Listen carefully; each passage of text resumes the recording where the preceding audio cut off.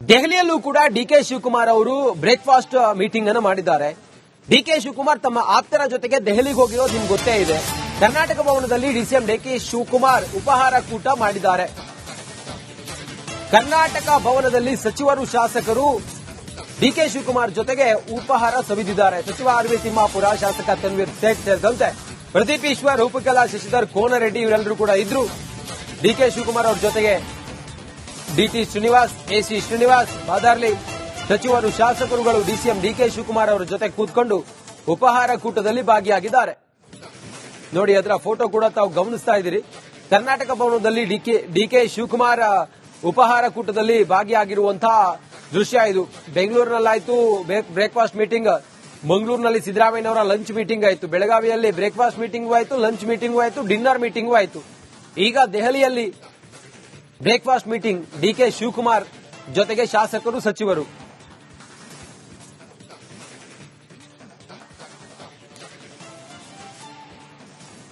ಹೆಚ್ಚಿನ ಮಾಹಿತಿಯೊಂದಿಗೆ ನಮ್ಮ ಪ್ರತಿನಿಧಿ ಸುರೇಶ್ ನೇರ ಸಂಪರ್ಕದಲ್ಲಿದ್ದಾರೆ.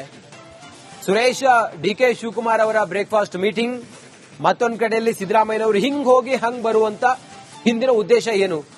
ಯಾವ ರೀತಿ ಸ್ಟ್ರಾಟಜಿ ಡಿಕೆ ಶಿವಕುಮಾರ್ ಅವರದ್ದು ಹಾಗೆ ಸಿದ್ದರಾಮಯ್ಯನವರದ್ದು? ಸುರೇಶ್.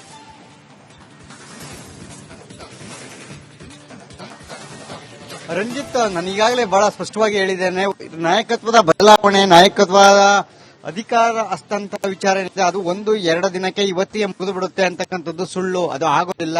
ಕಾರಣ ಇಷ್ಟೇನೆ, ಇಬ್ಬರನ್ನೂ ಕೂಡ ಕೂರಿಸಿ ಚರ್ಚೆ ಮಾಡಿ ವಿಶ್ವಾಸಕ್ಕೆ ತೆಗೆದುಕೊಂಡ ನಂತರವಷ್ಟೇನೆ ಅಧಿಕಾರವನ್ನು ಹಸ್ತಾಂತರ ಮಾಡಬೇಕಾಗುತ್ತೆ. ಯಾಕೆಂತಂದ್ರೆ ಏಕಾಏಕಿಯಾಗಿ ಸಿದ್ದರಾಮಯ್ಯವನ್ನು ಕೆಳಗಿಳಿಸಿ ಡಿಕೆ ಶಿವಕುಮಾರ್ ಅವರಿಗೆ ಅಧಿಕಾರವನ್ನು ವಹಿಸಿಕೊಡ್ತಾರೆ ಅಂತಂದ್ರೆ ಅದು ಖಂಡಿತವಾಗಿಯೂ ಕೂಡ ಅದು ಸುಳ್ಳು. ಯಾಕೆಂತಂದ್ರೆ ರಾಜಕೀಯವಾಗಿ ಆಗುವಂತಹ ಬದಲಾವಣೆಗಳು, ರಾಜಕೀಯವಾಗಿ ಪರಿಣಾಮಗಳು, ಪಕ್ಷದ ಮೇಲೆ ಆಗುವಂತಹ ಪರಿಣಾಮಗಳು, ಬೇರೆ ರಾಜ್ಯಗಳ ಅಪ್ಕಮಿಂಗ್ 5 ಸ್ಟೇಟ್ಸ್ ಎಲೆಕ್ಷನ್ ಏನಿದೆ ಆ ರಾಜ್ಯಗಳ ಮೇಲೆ ಆಗುವಂತಹ ಪರಿಣಾಮ ಎಲ್ಲವನ್ನು ಕೂಡ ಹೈಕಮಾಂಡ್ ಗಮನಿಸಿದೆ.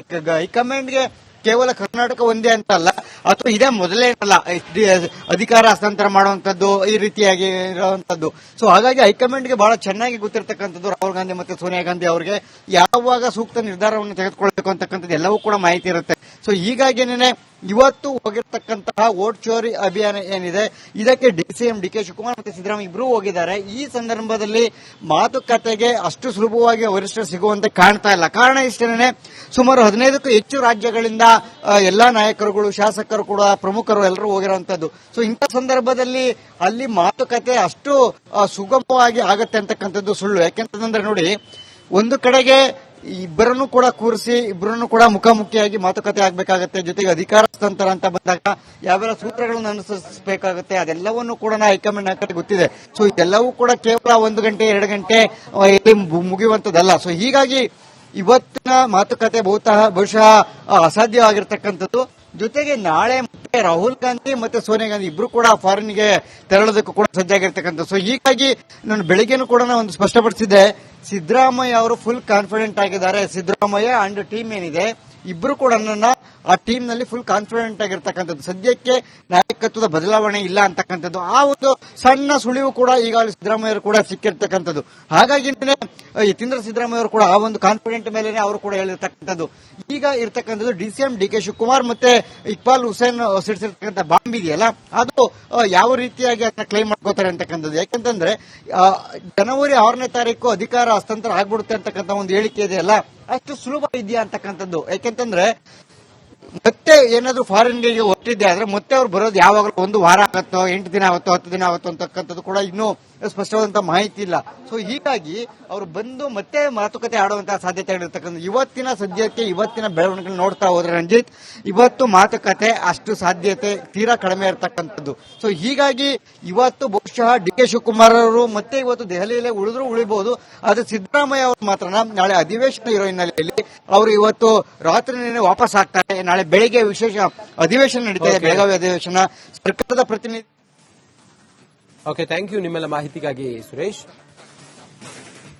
ದೆಹಲಿಯಲ್ಲೂ ಕೂಡ ಡಿಕೆ ಶಿವಕುಮಾರ್ ಅವರು ಬ್ರೇಕ್ಫಾಸ್ಟ್ ಮೀಟಿಂಗ್ ಅನ್ನು ಮಾಡಿದ್ದಾರೆ. ಡಿಕೆ ಶಿವಕುಮಾರ್ ತಮ್ಮ ಆಪ್ತರ ಜೊತೆಗೆ ದೆಹಲಿಗೆ ಹೋಗಿರೋದು ನಿಮ್ಗೆ ಗೊತ್ತೇ ಇದೆ. ಕರ್ನಾಟಕ ಭವನದಲ್ಲಿ ಡಿಸಿಎಂ ಡಿಕೆ ಶಿವಕುಮಾರ್ ಉಪಹಾರ ಕೂಟ ಮಾಡಿದ್ದಾರೆ. ಕರ್ನಾಟಕ ಭವನದಲ್ಲಿ ಸಚಿವರು, ಶಾಸಕರು ಡಿಕೆ ಶಿವಕುಮಾರ್ ಜೊತೆಗೆ ಉಪಹಾರ ಸವಿದಿದ್ದಾರೆ. ಸಚಿವ ಆರ್.ವಿ. ತಿಮ್ಮಾಪುರ, ಶಾಸಕ ತನ್ವೀರ್ ಸೇಠ್ ಸೇರಿದಂತೆ ಪ್ರದೀಪ್ ಈಶ್ವರ್, ರೂಪಕಲಾ ಶಶಿಧರ್, ಕೋನರೆಡ್ಡಿ ಇವರೆಲ್ಲರೂ ಕೂಡ ಇದ್ರು.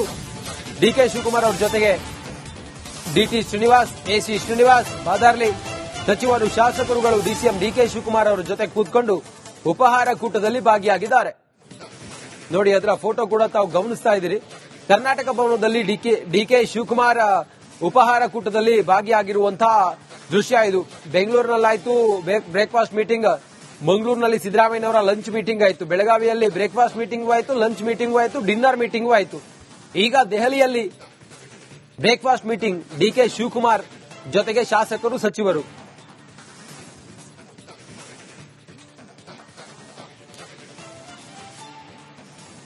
ಹೆಚ್ಚಿನ ಮಾಹಿತಿಯೊಂದಿಗೆ ನಮ್ಮ ಪ್ರತಿನಿಧಿ ಸುರೇಶ್ ನೇರ ಸಂಪರ್ಕದಲ್ಲಿದ್ದಾರೆ. ಸುರೇಶ್, ಡಿಕೆ ಶಿವಕುಮಾರ್ ಅವರ ಬ್ರೇಕ್ಫಾಸ್ಟ್ ಮೀಟಿಂಗ್, ಮತ್ತೊಂದು ಕಡೆಯಲ್ಲಿ ಸಿದ್ದರಾಮಯ್ಯನವರು ಹಿಂಗ್ ಹೋಗಿ ಹಂಗ್ ಬರುವಂತ ಹಿಂದಿನ ಉದ್ದೇಶ ಏನು? ಯಾವ ರೀತಿ ಸ್ಟ್ರಾಟಜಿ ಡಿಕೆ ಶಿವಕುಮಾರ್ ಅದ್ದು ಹಾಗೆ ಸಿದ್ದರಾಮಯ್ಯನವರದ್ದು? ಸುರೇಶ್.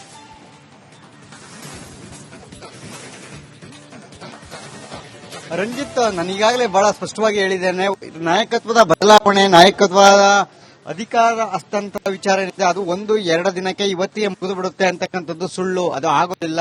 ಕಾರಣ ಇಷ್ಟೇನೆ, ಇಬ್ಬರನ್ನೂ ಕೂಡ ಕೂರಿಸಿ ಚರ್ಚೆ ಮಾಡಿ ವಿಶ್ವಾಸಕ್ಕೆ ತೆಗೆದುಕೊಂಡ ನಂತರವಷ್ಟೇನೆ ಅಧಿಕಾರವನ್ನು ಹಸ್ತಾಂತರ ಮಾಡಬೇಕಾಗುತ್ತೆ. ಯಾಕೆಂತಂದ್ರೆ ಏಕಾಏಕಿಯಾಗಿ ಸಿದ್ದರಾಮಯ್ಯವನ್ನು ಕೆಳಗಿಳಿಸಿ ಡಿಕೆ ಶಿವಕುಮಾರ್ ಅವರಿಗೆ ಅಧಿಕಾರವನ್ನು ವಹಿಸಿಕೊಡ್ತಾರೆ ಅಂತಂದ್ರೆ ಅದು ಖಂಡಿತವಾಗಿಯೂ ಕೂಡ ಅದು ಸುಳ್ಳು. ಯಾಕೆಂತಂದ್ರೆ ರಾಜಕೀಯವಾಗಿ ಆಗುವಂತಹ ಬದಲಾವಣೆಗಳು, ರಾಜಕೀಯವಾಗಿ ಪರಿಣಾಮಗಳು, ಪಕ್ಷದ ಮೇಲೆ ಆಗುವಂತಹ ಪರಿಣಾಮಗಳು, ಬೇರೆ ರಾಜ್ಯಗಳ ಅಪ್ಕಮಿಂಗ್ 5 ಸ್ಟೇಟ್ಸ್ ಎಲೆಕ್ಷನ್ ಏನಿದೆ ಆ ರಾಜ್ಯಗಳ ಮೇಲೆ ಆಗುವಂತಹ ಪರಿಣಾಮ ಎಲ್ಲವನ್ನು ಕೂಡ ಹೈಕಮಾಂಡ್ ಗಮನಿಸಿದೆ.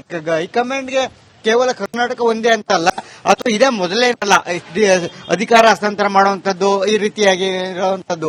ಸೊ ಹಾಗಾಗಿ ಹೈಕಮಾಂಡ್ಗೆ ಬಹಳ ಚೆನ್ನಾಗಿ ಗೊತ್ತಿರತಕ್ಕಂಥದ್ದು ರಾಹುಲ್ ಗಾಂಧಿ ಮತ್ತು ಸೋನಿಯಾ ಗಾಂಧಿ ಅವರಿಗೆ ಯಾವಾಗ ಸೂಕ್ತ ನಿರ್ಧಾರವನ್ನು ತೆಗೆದುಕೊಳ್ಳಬೇಕು ಅಂತಕ್ಕಂಥದ್ದು ಎಲ್ಲವೂ ಕೂಡ ಮಾಹಿತಿ ಇರುತ್ತೆ. ಸೊ ಹೀಗಾಗಿನೇ ಇವತ್ತು ಹೋಗಿರ್ತಕ್ಕಂತಹ ವೋಟ್ ಚೋರಿ ಅಭಿಯಾನ ಏನಿದೆ ಇದಕ್ಕೆ ಡಿಸಿಎಂ ಡಿಕೆ ಶಿವಕುಮಾರ್ ಮತ್ತು ಸಿದ್ದರಾಮಯ್ಯ ಇಬ್ಬರೂ ಹೋಗಿದ್ದಾರೆ. ಈ ಸಂದರ್ಭದಲ್ಲಿ ಮಾತುಕತೆಗೆ ಅಷ್ಟು ಸುಲಭವಾಗಿ ವರಿಷ್ಠರು ಸಿಗುವಂತೆ ಕಾಣ್ತಾ ಇಲ್ಲ. ಕಾರಣ ಇಷ್ಟೇನೆ, ಸುಮಾರು 15ಕ್ಕೂ ಹೆಚ್ಚು ರಾಜ್ಯಗಳಿಂದ ಎಲ್ಲಾ ನಾಯಕರುಗಳು, ಶಾಸಕರು ಕೂಡ, ಪ್ರಮುಖರು ಎಲ್ಲರೂ ಹೋಗಿರುವಂತದ್ದು. ಸೊ ಇಂಥ ಸಂದರ್ಭದಲ್ಲಿ ಅಲ್ಲಿ ಮಾತುಕತೆ ಅಷ್ಟು ಸುಗಮವಾಗಿ ಆಗತ್ತೆ ಅಂತಕ್ಕಂಥದ್ದು ಸುಳ್ಳು. ಯಾಕೆಂತಂದ್ರೆ ನೋಡಿ, ಒಂದು ಕಡೆಗೆ ಇಬ್ಬರನ್ನು ಕೂಡ ಕೂರಿಸಿ ಇಬ್ಬರನ್ನು ಕೂಡ ಮುಖಾಮುಖಿಯಾಗಿ ಮಾತುಕತೆ ಆಗಬೇಕಾಗತ್ತೆ. ಜೊತೆಗೆ ಅಧಿಕಾರ ಹಸ್ತಾಂತರ ಅಂತ ಬಂದಾಗ ಯಾವೆಲ್ಲ ಸೂತ್ರಗಳನ್ನು ಅನುಸರಿಸಬೇಕಾಗುತ್ತೆ ಅದೆಲ್ಲವನ್ನು ಕೂಡ ಹೈಕಮಾಂಡ್ ನಾಯಕರಿಗೆ ಗೊತ್ತಿದೆ. ಸೊ ಇದೆಲ್ಲವೂ ಕೂಡ ಕೇವಲ 1 ಗಂಟೆ 2 ಗಂಟೆ ಮುಗಿಯುವಂತದ್ದಲ್ಲ. ಸೊ ಹೀಗಾಗಿ ಇವತ್ತಿನ ಮಾತುಕತೆ ಬಹುಶಃ ಅಸಾಧ್ಯವಾಗಿರ್ತಕ್ಕಂಥದ್ದು.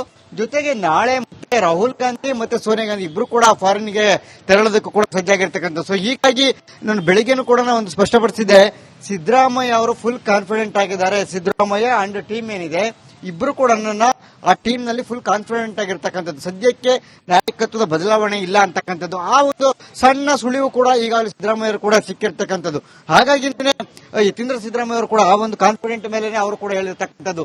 ಈಗ ಇರ್ತಕ್ಕಂಥದ್ದು ಡಿಸಿಎಂ ಡಿಕೆ ಶಿವಕುಮಾರ್ ಮತ್ತೆ ಇಕ್ಬಾಲ್ ಹುಸೇನ್ ಸಿಡಿಸಿರ್ತಕ್ಕಂಥ ಬಾಂಬ್ ಇದೆಯಲ್ಲ, ಅದು ಯಾವ ರೀತಿಯಾಗಿ ಅದನ್ನ ಕ್ಲೈಮ್ ಮಾಡ್ಕೋತಾರೆ ಅಂತಕ್ಕಂಥದ್ದು. ಯಾಕೆಂತಂದ್ರೆ ಜನವರಿ 6ನೇ ತಾರೀಕು ಅಧಿಕಾರ ಹಸ್ತಾಂತರ ಆಗ್ಬಿಡುತ್ತೆ ಅಂತಕ್ಕಂಥ ಒಂದು ಹೇಳಿಕೆ ಇದೆಯಲ್ಲ, ಅಷ್ಟು ಸುಲಭ ಇದೆಯಾ ಅಂತಕ್ಕಂಥದ್ದು. ಯಾಕೆಂತಂದ್ರೆ ಮತ್ತೆ ಏನಾದ್ರೂ ಫಾರಿನ್ಗೆ ಹೊರಟಿದ್ದೆ ಆದ್ರೆ ಮತ್ತೆ ಅವ್ರು ಬರೋದು ಯಾವಾಗಲೂ 1 ವಾರ ಆಗುತ್ತೋ, 8 ದಿನ ಆಗುತ್ತೋ, 10 ದಿನ ಆಗುತ್ತೋ ಅಂತಕ್ಕಂಥದ್ದು ಕೂಡ ಇನ್ನೂ ಸ್ಪಷ್ಟವಾದಂತಹ ಮಾಹಿತಿ ಇಲ್ಲ.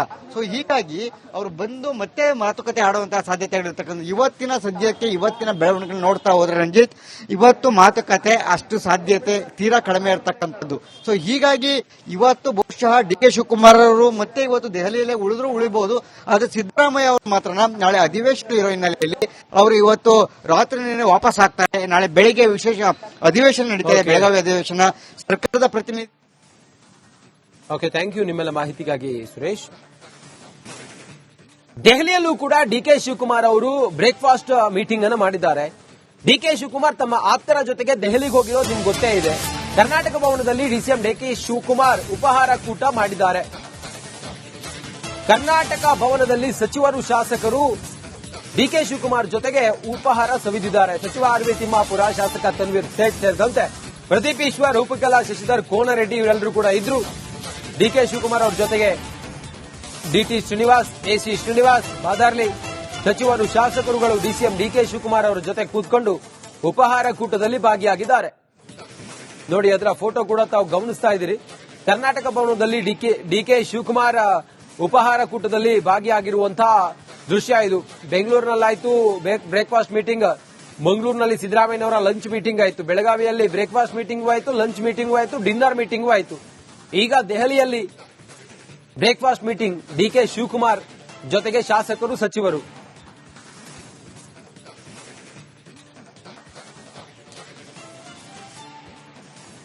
ಹೆಚ್ಚಿನ ಮಾಹಿತಿಯೊಂದಿಗೆ ನಮ್ಮ ಪ್ರತಿನಿಧಿ ಸುರೇಶ್ ನೇರ ಸಂಪರ್ಕದಲ್ಲಿದ್ದಾರೆ. ಸುರೇಶ್, ಡಿಕೆ ಶಿವಕುಮಾರ್ ಅವರ ಬ್ರೇಕ್ಫಾಸ್ಟ್ ಮೀಟಿಂಗ್, ಮತ್ತೊಂದು ಕಡೆಯಲ್ಲಿ ಸಿದ್ದರಾಮಯ್ಯನವರು ಹಿಂಗ್ ಹೋಗಿ ಹಂಗ್ ಬರುವಂತ ಹಿಂದಿನ ಉದ್ದೇಶ ಏನು? ಯಾವ ರೀತಿ ಸ್ಟ್ರಾಟಜಿ ಡಿಕೆ ಶಿವಕುಮಾರ್ ಅದ್ದು ಹಾಗೆ ಸಿದ್ದರಾಮಯ್ಯನವರದ್ದು? ಸುರೇಶ್.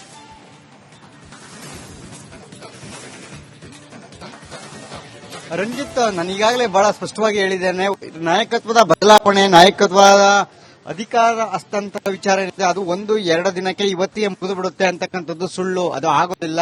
ಕಾರಣ ಇಷ್ಟೇನೆ, ಇಬ್ಬರನ್ನೂ ಕೂಡ ಕೂರಿಸಿ ಚರ್ಚೆ ಮಾಡಿ ವಿಶ್ವಾಸಕ್ಕೆ ತೆಗೆದುಕೊಂಡ ನಂತರವಷ್ಟೇನೆ ಅಧಿಕಾರವನ್ನು ಹಸ್ತಾಂತರ ಮಾಡಬೇಕಾಗುತ್ತೆ. ಯಾಕೆಂತಂದ್ರೆ ಏಕಾಏಕಿಯಾಗಿ ಸಿದ್ದರಾಮಯ್ಯವನ್ನು ಕೆಳಗಿಳಿಸಿ ಡಿಕೆ ಶಿವಕುಮಾರ್ ಅವರಿಗೆ ಅಧಿಕಾರವನ್ನು ವಹಿಸಿಕೊಡ್ತಾರೆ ಅಂತಂದ್ರೆ ಅದು ಖಂಡಿತವಾಗಿಯೂ ಕೂಡ ಅದು ಸುಳ್ಳು. ಯಾಕೆಂತಂದ್ರೆ ರಾಜಕೀಯವಾಗಿ ಆಗುವಂತಹ ಬದಲಾವಣೆಗಳು, ರಾಜಕೀಯವಾಗಿ ಪರಿಣಾಮಗಳು, ಪಕ್ಷದ ಮೇಲೆ ಆಗುವಂತಹ ಪರಿಣಾಮಗಳು, ಬೇರೆ ರಾಜ್ಯಗಳ ಅಪ್ಕಮಿಂಗ್ 5 ಸ್ಟೇಟ್ಸ್ ಎಲೆಕ್ಷನ್ ಏನಿದೆ ಆ ರಾಜ್ಯಗಳ ಮೇಲೆ ಆಗುವಂತಹ ಪರಿಣಾಮ ಎಲ್ಲವನ್ನು ಕೂಡ ಹೈಕಮಾಂಡ್ ಗಮನಿಸಿದೆ. ಹೈಕಮಾಂಡ್ಗೆ ಕೇವಲ ಕರ್ನಾಟಕ ಒಂದೇ ಅಂತ ಅಲ್ಲ, ಅಥವಾ ಇದೇ ಮೊದಲೇನಲ್ಲ ಅಧಿಕಾರ ಹಸ್ತಾಂತರ ಮಾಡುವಂತದ್ದು, ಈ ರೀತಿಯಾಗಿ ಇರುವಂತದ್ದು. ಸೊ ಹಾಗಾಗಿ ಹೈಕಮಾಂಡ್ಗೆ ಬಹಳ ಚೆನ್ನಾಗಿ ಗೊತ್ತಿರತಕ್ಕಂಥದ್ದು ರಾಹುಲ್ ಗಾಂಧಿ ಮತ್ತು ಸೋನಿಯಾ ಗಾಂಧಿ ಅವರಿಗೆ ಯಾವಾಗ ಸೂಕ್ತ ನಿರ್ಧಾರವನ್ನು ತೆಗೆದುಕೊಳ್ಬೇಕು ಅಂತಕ್ಕಂಥದ್ದು ಎಲ್ಲವೂ ಕೂಡ ಮಾಹಿತಿ ಇರುತ್ತೆ. ಸೊ ಹೀಗಾಗಿನೇ ಇವತ್ತು ಹೋಗಿರ್ತಕ್ಕಂತಹ ವೋಟ್ ಚೋರಿ ಅಭಿಯಾನ ಏನಿದೆ ಇದಕ್ಕೆ ಸಿಎಂ ಡಿಕೆ ಶಿವಕುಮಾರ್ ಮತ್ತು ಸಿದ್ದರಾಮಯ್ಯ ಇಬ್ಬರೂ ಹೋಗಿದ್ದಾರೆ. ಈ ಸಂದರ್ಭದಲ್ಲಿ ಮಾತುಕತೆಗೆ ಅಷ್ಟು ಸುಲಭವಾಗಿ ವರಿಷ್ಠರು ಸಿಗುವಂತೆ ಕಾಣ್ತಾ ಇಲ್ಲ. ಕಾರಣ ಇಷ್ಟೇನೆ, ಸುಮಾರು 15ಕ್ಕೂ ಹೆಚ್ಚು ರಾಜ್ಯಗಳಿಂದ ಎಲ್ಲಾ ನಾಯಕರುಗಳು, ಶಾಸಕರು ಕೂಡ, ಪ್ರಮುಖರು ಎಲ್ಲರೂ ಹೋಗಿರುವಂತದ್ದು. ಸೊ ಇಂಥ ಸಂದರ್ಭದಲ್ಲಿ ಅಲ್ಲಿ ಮಾತುಕತೆ ಅಷ್ಟು ಸುಗಮವಾಗಿ ಆಗುತ್ತೆ ಅಂತಕ್ಕಂಥದ್ದು ಸುಳ್ಳು. ಯಾಕೆಂತಂದ್ರೆ ನೋಡಿ, ಒಂದು ಕಡೆಗೆ ಇಬ್ಬರನ್ನು ಕೂಡ ಕೂರಿಸಿ ಇಬ್ಬರನ್ನು ಕೂಡ ಮುಖಾಮುಖಿಯಾಗಿ ಮಾತುಕತೆ ಆಗಬೇಕಾಗುತ್ತೆ. ಜೊತೆಗೆ ಅಧಿಕಾರ ಹಸ್ತಾಂತರ ಅಂತ ಬಂದಾಗ ಯಾವೆಲ್ಲ ಸೂತ್ರಗಳನ್ನು ಅನುಸರಿಸಬೇಕಾಗುತ್ತೆ ಅದೆಲ್ಲವನ್ನೂ ಕೂಡ ಹೈಕಮಾಂಡ್ ನಾಯಕರಿಗೆ ಗೊತ್ತಿದೆ. ಸೊ ಇದೆಲ್ಲವೂ ಕೂಡ ಕೇವಲ 1 ಗಂಟೆ 2 ಗಂಟೆ ಮುಗಿಯುವಂತದ್ದಲ್ಲ. ಸೊ ಹೀಗಾಗಿ ಇವತ್ತಿನ ಮಾತುಕತೆ ಬಹುಶಃ ಅಸಾಧ್ಯವಾಗಿರ್ತಕ್ಕಂಥದ್ದು.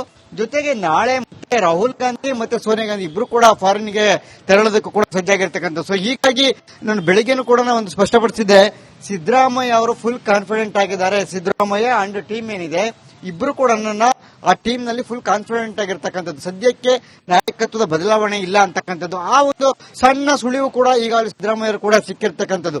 ಹಾಗಾಗಿ ಯತೀಂದ್ರ ಸಿದ್ದರಾಮಯ್ಯ ಅವರು ಕೂಡ ಆ ಒಂದು ಕಾನ್ಫಿಡೆಂಟ್ ಮೇಲೆ ಅವರು ಕೂಡ ಹೇಳಿರ್ತಕ್ಕಂಥದ್ದು. ಈಗ ಇರ್ತಕ್ಕಂಥದ್ದು ಡಿಸಿಎಂ ಡಿಕೆ ಶಿವಕುಮಾರ್ ಮತ್ತೆ ಇಕ್ಬಾಲ್ ಹುಸೇನ್ ಸಿಡಿಸಿರ್ತಕ್ಕಂಥ ಬಾಂಬ್ ಇದೆಯಲ್ಲ, ಅದು ಯಾವ ರೀತಿಯಾಗಿ ಅದನ್ನ ಕ್ಲೈಮ್ ಮಾಡ್ಕೋತಾರೆ ಅಂತಕ್ಕಂಥದ್ದು. ಯಾಕೆಂತಂದ್ರೆ ಜನವರಿ 6ನೇ ತಾರೀಕು ಅಧಿಕಾರ ಹಸ್ತಾಂತರ ಆಗ್ಬಿಡುತ್ತೆ ಅಂತಕ್ಕಂಥ ಒಂದು ಹೇಳಿಕೆ ಇದೆಯಲ್ಲ, ಅಷ್ಟು ಸುಲಭ ಇದೆಯಾ ಅಂತಕ್ಕಂಥದ್ದು. ಯಾಕೆಂತಂದ್ರೆ ಮತ್ತೆ ಏನಾದ್ರೂ ಫಾರಿನ್ಗೆ ಹೊರಟಿದ್ದೆ ಆದ್ರೆ ಮತ್ತೆ ಅವ್ರು ಬರೋದು ಯಾವಾಗಲೂ 1 ವಾರ ಆಗುತ್ತೋ, 8 ದಿನ ಆಗುತ್ತೋ, 10 ದಿನ ಆಗುತ್ತೋ ಅಂತಕ್ಕಂಥದ್ದು ಕೂಡ ಇನ್ನೂ ಸ್ಪಷ್ಟವಾದಂತ ಮಾಹಿತಿ ಇಲ್ಲ. ಸೊ ಹೀಗಾಗಿ ಅವರು ಬಂದು ಮತ್ತೆ ಮಾತುಕತೆ ಆಡುವಂತಹ ಸಾಧ್ಯತೆಗಳಿರ್ತಕ್ಕಂಥ. ಇವತ್ತಿನ ಸದ್ಯಕ್ಕೆ ಇವತ್ತಿನ ಬೆಳವಣಿಗೆ ನೋಡ್ತಾ ಹೋದ್ರೆ ರಂಜಿತ್, ಇವತ್ತು ಮಾತುಕತೆ ಅಷ್ಟು ಸಾಧ್ಯತೆ ತೀರಾ ಕಡಿಮೆ ಇರತಕ್ಕಂಥದ್ದು. ಸೊ ಹೀಗಾಗಿ ಇವತ್ತು ಬಹುಶಃ ಡಿಕೆ ಶಿವಕುಮಾರ್ ಅವರು ಮತ್ತೆ ಇವತ್ತು ದೆಹಲಿಯಲ್ಲೇ ಉಳಿಬಹುದು. ಆದ್ರೆ ಸಿದ್ದರಾಮಯ್ಯ ಅವರು ಮಾತ್ರ ನಾಳೆ ಅಧಿವೇಶನ ಇರೋ ಹಿನ್ನೆಲೆಯಲ್ಲಿ ಅವರು ಇವತ್ತು ರಾತ್ರಿನೇ ವಾಪಸ್ ಆಗ್ತಾರೆ. ನಾಳೆ ಬೆಳಿಗ್ಗೆ ವಿಶೇಷ ಅಧಿವೇಶನ ನಡೀತಾ ಇದೆ, ಬೆಳಗಾವಿ ಅಧಿವೇಶನ. ಸರ್ಕಾರದ ಪ್ರತಿನಿಧಿ. ಓಕೆ, ಥ್ಯಾಂಕ್ ಯು ನಿಮ್ಮೆಲ್ಲ ಮಾಹಿತಿಗಾಗಿ ಸುರೇಶ್.